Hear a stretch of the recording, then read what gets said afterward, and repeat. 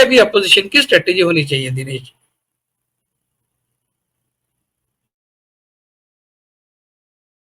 सही कहा आपने। और मैं आता हूं गिरीश भाई आपके पास। जो बात विवेक जी ने कही है बिल्कुल ठीक है। वेल्थ इनइक्वालिटी तो बढ़ती चली जा रही है, पर सवाल ये पैदा होता है कि पूरा का पूरा डिस्कोर्स जो इस टाइम जो चल रहा है चुनाव प्रचार का, मतलब कांग्रेस के ऊपर ऐसा फियर्स अटैक किया जा रहा है कि कभी-कभी तो लगता है कि शुक्र है इनके सामने माइक है, अगर कुछ और होता तो ना जाने ये क्या कर देते। मतलब इस किस्म की नफ़रत आप राजनीति में लेकर आते हैं और आप जिस ढंग का अटैक कर रहे हैं, आपकी जो चेहरे की जो तिलमिलाहट है, जिस ढंग से आप दाँत पीस रहे हैं, अगर सिंपल शब्दों में कहा जाए, जिस ढंग से आप खड़े होकर दाँत पीस रहे हैं, वो बहुत कुछ कहता है कि ऐसा लगता है कि आपकी घृणा, आपकी नफ़रत, वो आपके मन मस्तिष्क पर इतनी छा गई है कि अब आपका अपने आप पर काबू नहीं रहा है। संतुलन ऐसा लगता है कि आप गँवा रहे हैं। आपकी ज़ुबान, वो आपके हाथ में नहीं है। और राहुल गांधी ने कहा था कि मोदी जी हार के डर से काँप रहे हैं, तो पता लग रहा है कि इस काँपने के ऊपर चुनाव आयोग ने राहुल गांधी को नोटिस दे दिया कि ये आप कैसे कह सकते हो कि प्रधानमंत्री। और प्रधानमंत्री ने सुबह कल क्या कहा, एक और मीटिंग में, कि ये जो शहज़ादा है, इसको प्रधानमंत्री का अपमान करने में मज़ा आता है। जो आदमी सुबह से लेके शाम तक कांग्रेस को गाली देता है, अब्यूज़ करता है, जो उसके लिए भद्दे-भद्दे शब्द प्रयोग करता है, वो कहता है कि ये शहज़ादा मेरा अपमान करता है और भारत देख रहा है इसको, क्योंकि मैं कामदार हूँ, ये नामदार हैं। नामदार को क्या होता है कि हमें गाली देने का हक है, लेकिन मैं सह लूँगा। और मोदी जी कितने सहनशील हैं, ये तो दुनिया देखती है। इतनी सहनशीलता तो भगवान सबको दे, ऐसी विनम्रता भगवान सबको दे जो कि खास तौर से मोदी जी के अंदर है। और प्रतिशोध की अंदर एक अग्नि भी नहीं है इनके अंदर, ये तो भगवान राम का प्रतीक मात्र है। गिरीश भाई, सांप्रदायिकता का पागलपन दूसरे दौर तक आते-आते, मुझे तो कभी-कभी ये लगता है कि तीसरे चौथे दौर तक आते-आते आधी भारतीय जनता पार्टी कहीं आगरे के पागलखाने में ना पहुंच जाए। ये मानसिक रूप से विक्षिप्त हो सकते हैं सर ये। बहुत सोच समझ के वर्ड यूज कर रहा हूं। चौथे राउंड तक आते-आते ना जाने क्या हो जाए, कुछ कत्लेआम हो जाए मार्केट में सर। 2002 हो जाए, क्या भरोसा है इनका? जी सर। दिनेश जी, पागल खाने में इनको भेज कौन रहा है? आज श्याम पिट्रोडा, जो बहुत ही इंटरनेशनल एडवाइजर है, उन्होंने ये स्टेटमेंट, आपको लगता है कि उन्होंने ऐसे ही फेंक दिया होगा? आप थोड़ा सा पीछे चले जाइए। 3 दिसंबर 2022 को प्रेसिडेंट ने एक अमेंडमेंट महाराष्ट्र का जो महाड़ा का था, उसको उन्होंने हरी झंडी दे दी है कि जो भी प्रॉपर्टी सेज्ड है, जिसका ओनर नहीं है, उसको गवर्नमेंट कॉन्फिस्केट करके रीडेवलपमेंट में डाल सकती है। उसमें उन्होंने वर्ड क्या यूज किया है? लिखा है कि it is responsibility of the government to provide shelter to common people. ये कॉन्फिस्केशन नहीं हुआ है। ये फडणवीस के वक्त दोनों का ये प्रपोजल था। 2000 प्रॉपर्टी ओनर्स बॉम्बे का ये केस चल रहा था। 2022 में ये क्यों? क्योंकि ये जो अडानी जी ले रहे हैं प्रॉपर्टी, उसमें यही एक्शन का, क्योंकि धारावी में कोई ओनर है ही नहीं। आप समझिए, मैंने आपको पहले ही बोला कि मोदी जी जब भी कुछ बोलते हैं तो आप जरूर थोड़ा पीछे मुड़ के देखिए, उनके पीछे इनका इंटेंशन और कुछ होता है। ये आपको डाइवर्ट कर देते हैं कि आप उस तरफ चले रहिए, देखिए उनके पीछे क्या क्या खेल हो रहा है। और ये अभी का केस है। कल सुप्रीम कोर्ट में इस पे हियरिंग हुई है और चंद्रचूड़ साहब ने एक कमेंट भी दी है कि इसको हमको देखना पड़ेगा कि ये सोशल एंगल है या कैपिटलिस्ट एंगल है। ये सोच के उस पर डिसीजन भी आ रहा है। लेकिन क्योंकि ये उस चीजों को नहीं हाईलाइट करना चाहते हैं, तो ये ऐसे कंफ्यूज करके ये बोल देते हैं। एक इनका, अभी तो शायद 10 साल हो गए कांग्रेस को भी बीजेपी के साथ रहते रहते, ये भी ट्रिक्स ऑफ द ट्रेड समझ गए। जब ये जजमेंट ड्यू है तभी श्याम पिट्रोडा बोले हैं। और अब ये क्या होगा कि ना कांग्रेस बोल पाएगी ना भाजपा। कांग्रेस को देखिए ये मैटर का पता है, डेक्कन हेराल्ड ने उसको रिपोर्ट भी किया, लेकिन वो नहीं बोल रहे हैं क्योंकि सब जुडिस मैटर है। लेकिन भाजपा वाले अगर बोलेंगे तो ये फंस जाएंगे, और इनको नहीं पता, ये बोलते चले जा रहे हैं। आपको ये पता नहीं कि आपकी प्रेसिडेंट ने, आप ही के डिप्टी सीएम ने ये एप्लीकेशन करी थी, वो अमेंडमेंट बिल मंजूर हो गया, आपके प्रेसिडेंट ने उसको मंजूरी दे दी, फिर भी ये बोले जा रहे हैं। अब वो बोलेंगे तो ये अडानी वाला कांड खुल जाएगा कि भाई धारावी देने के लिए ये अमेंडमेंट्स हो रहे हैं।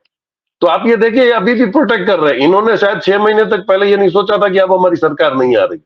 तो इन्होंने सारे वो एजेंडा तैयार करके रखे थे, लेकिन अब वो मिसफायर हो रहे हैं। तो अभी जो मोदी साहब बोल रहे हैं फ्रस्ट्रेशन में कि कुछ ऐसा ही बोल दूं कि दंगे हो जाए, कुछ हो जाए, 2002 हो जाए और इलेक्शन पोस्टपोन हो जाए, उनकी यही आता। तो आप बोल रहे हो सही है कि चौथे राउंड तक आते आते तो काफी कुछ बोला जाएगा, काफी कुछ कॉम्प्लीट, लेकिन अब पब्लिक भी समझ गई है, क्योंकि पब्लिक का एजेंडा आज भी कांग्रेस ने और इंडिया गठबंधन ने पकड़वा के रखा है कि आप एम्प्लॉयमेंट की बात करिए, आप धंधे की बात करिए, आप महंगाई की बात करिए।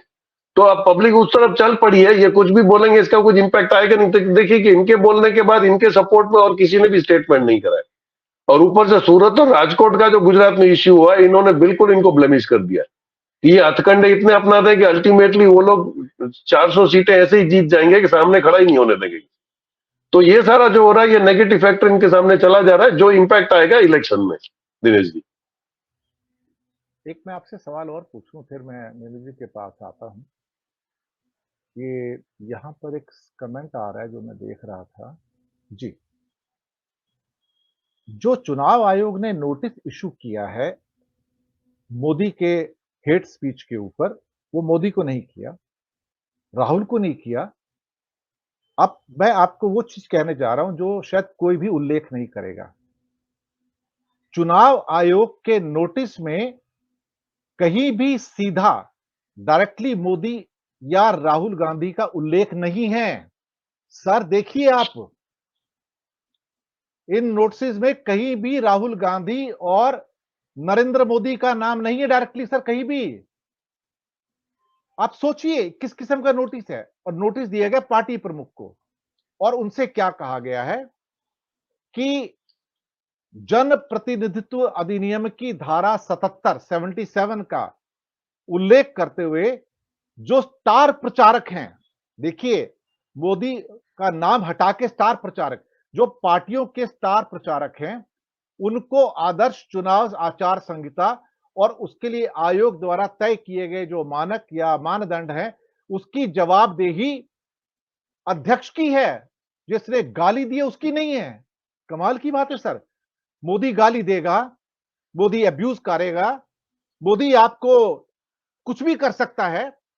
बिल्कुल एक किस्म से क्या कहते हैं कि वो पुरानी स्टोरी नंगा राजा की सामने आ जाती है, लेकिन मोदी को नोटिस नहीं जाएगा। वो पार्टी के अध्यक्ष जो है उनके, क्योंकि उसने स्टार प्रचारकों को नियुक्त किया है, तो वो जवाब देगा उसके प्रति। कमाल की बात है ना सर। जो कत्ल करने वाला है उससे ये नहीं पूछा जाता तूने कत्ल क्यों किया, लेकिन हो सकता है वो कत्ल करने वाले जिस परिवार से संबंधित है उसके मुखिया को बुलाया जाता है, या तेरे परिवार वाले ने कत्ल कर दिया, तू बता उसने कत्ल क्यों किया। सर ये क्या है सर, ये तो नई परिपाटी है। दिस इज समथिंग कि जो ये गुलामी है इनकी, ये गुलामी नहीं है सर, इसको एक अच्छा वर्ड आता है सर हिंदी के अंदर, हम लोग नॉर्मली यूज नहीं करते। ये लोग भांड हैं, भांड। और भांड का काम क्या होता है सर? क्या कभी आपने देखा कि जिसको नोटिस दिया जाना चाहिए उसको ना दे के पार्टी के अध्यक्ष को? पहले कब ऐसा हुआ है सर? पहले कब ऐसा हुआ है सर? सुरजेवाला का भी केस हुआ था, तो सुरजेवाले को 2 दिन के लिए बैन किया था सर, चुनाव आयोग ने सीधा बैन किया था। क्या उसने खड़गे को कहा था कि आप उसको बैन करो? स्टार प्रचारक थे सर वो तो। गिरीश भाई, सर ये इनकी पोजीशन आप देख लो, 2014 में इन्होंने अमित शाह पे भी बैन डाला था और एसपी के आजम खान पे भी बैन डाला था। उसका नतीजा क्या हुआ कि उन्होंने लिखित में माफी मांग ली और वो बैन हट गया। ये सारी इनसाइड स्टोरी थी, किसी को पता नहीं उन्होंने माफी में क्या लिखा क्या नहीं लिखा। इसमें यही होगा, इसमें ये चुपचाप से माफी पत्र चला जाएगा कहीं से उनके नाम पर, क्योंकि नड्डा लिख सकते हैं, मोदी जी तो नहीं सर, मोदी और माफी मांग ले ना, तो इसीलिए तो उसको दिया है ना माफी। तो माफी उनके बिहाफ पे नड्डा मांग लेगा ना, नड्डा तो मांग सकता है ना माफी, वो माफी लिख देगा। तो नड्डा ने कत्ल नहीं किया है, कत्ल किसी और ने किया है भाई, उनको लीगल प्रोसीजर पूरा करना है तो वो कर देंगे, नड्डा जी लिख देंगे हमने माफी मांग ली। ये 14 में हुआ है, क्योंकि उस वक्त अमित शाह इतने पावरफुल नहीं थे, तो उनको नोटिस दी गई थी, आजम खान को नोटिस दी गई थी और उन्होंने माफी पत्र दे दिया और वो बैंड हट गया। तो यही होगा प्रोसीजर।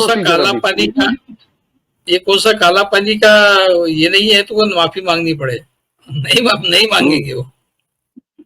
नहीं, नड्डा तो मांग सकता है ना, इसीलिए तो उनको नोटिस दी गई। मोदी जी को देंगे तो मोदी जी को, क्योंकि 2014 में अमित शाह ने माफी मांगी है सर, लेकिन वो लेटर बाद में पब्लिश नहीं होगा। सर मोदी को नोटिस क्यों नहीं है सर? नहीं, उतनी उम्मीद रखना इलेक्शन कमीशन से इतना न्यूट्रल होने का, ये शायद हमारी बेवकूफी होगी। जब हम देख ही रहे हैं उसका रवैया कि उसी का पिट्ठू है, तो उससे ज्यादा उम्मीद रखना क्या। 2000 आप देखिए, पेटीएम पेसीएम में भी उन्होंने कांग्रेस को नोटिस दी थी, क्या हुआ उसका? कुछ नहीं हुआ बाद में।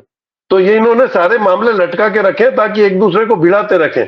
ये आदमियों को कंफ्यूज करने का नतीजा, जब तक कोर्ट इसका कॉग्निजेंस नहीं लेगा, क्योंकि ऐसी ऑटोनोमस बॉडी है, अभी कोर्ट उसका कॉग्निजेंस नहीं ले रही है, लेकिन इलेक्शन लड़ेंगे कि कोर्ट में जाएंगे। इन्होंने भी बड़ी होशियारी से सब डिस्टर्बेंस किया हुआ है, लेकिन अल्टीमेटली इसका वो पब्लिक समझ गई है कि इसी कितना बायस है। उसने जैसे इलेक्शन शेड्यूल बनाया, तब से इनका पूरा इंप्रेशन खत्म हो गया कि उतना इतनी सारे गैप रखने की, क्योंकि उनको स्टार प्रचारकों को टाइम मिले, तो उन्होंने सारा फैसिलिटेट तो करके दिया है भाजपा को। इससे ज्यादा आप क्या उम्मीद करोगे इनके साथ?